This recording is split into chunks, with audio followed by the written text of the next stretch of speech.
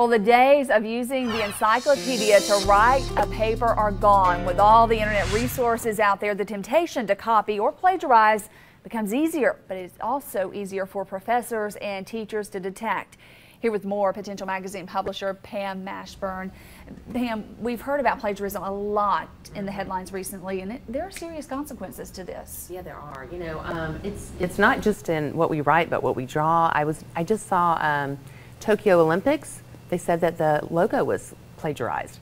And I looked at the two logos and I was like, well, they're kind of similar, but I didn't see it as much. But I think that what it's saying is we have to be really careful as adults, but also for our kids to learn what's okay and what's not. And, you know, when we look at the consequences of plagiarism, well, maybe we should talk about plagiarism, what they officially call plagiarism. Plagiarism? So it's taking anyone else's idea or their words or their work and calling it our own. So in essence, it's really stealing. But you know, when you're out there and you're looking at all that different stuff on the internet, it doesn't feel like stealing, and it's really easy, you know, just cut and paste. And we've heard students there now, you can just submit your idea. There are websites you can go to, and a lot of parents don't know about this. Yeah, no, I didn't know that. And I was asking my husband, I'm like, did you know about these? I talked to my kids, and we've done an article in the new magazine, but there are several websites that you can go to. And they're turning in their reports now on a disc. But even if they don't, they can scan it in and find out, like, this came from something that was written in 1984. It's amazing how high tech this is. And we've heard about kids that might use college essay services, you know, for admissions essays. And they'll find out that they plagiarized and they will not get admitted. And it might just be a small little sentence. So it's not like stealing the whole thing, it's just having little pieces.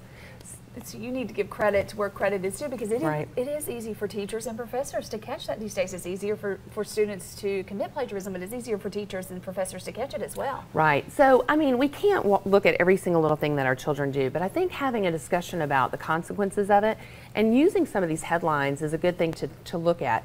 And for them to understand that you don't have to plagiarize, because if all you'll do is at least cite the reference, then you're good. You know, as long as you say, I got this from somebody and this is where I found it, then you should be good. It's when you attribute it to yourself.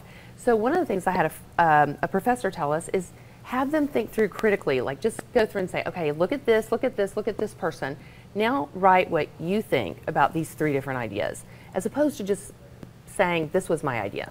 Yeah, and if you get caught, you're getting a 0. Right, that's right. You could lose admission to a college. Despite all these consequences, why are students still doing it? Well, there's a couple of reasons, but one of the #1 reasons that they found, and they actually surveyed students and found out high school students, 1/3 of them are plagiarizing.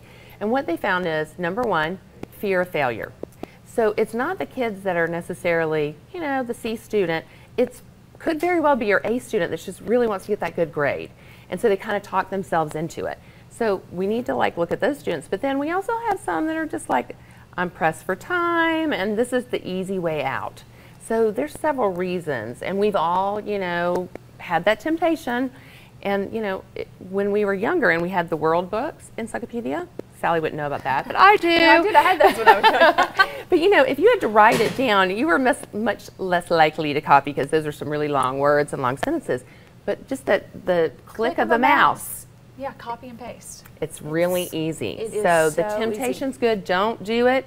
And teach your kids to find out how to properly cite references. And do you think this can open a broader discussion about honesty with your children? I think so. And there's some stuff on the internet that talks about this culture of ownership, you know, and we like take a song and we sing it and it becomes our own. Or we read something and it becomes our own idea. So I think we just got so much around us that it is really easy. And with images too, sometimes they're cited. When you Google and look for something, it says fair use, and it really isn't. So you really have to be careful these days. Well, and you know, Marvin Gaye's, his children ended up getting a judgment against Pharrell Williams and Robin Thicke, $7.4 million.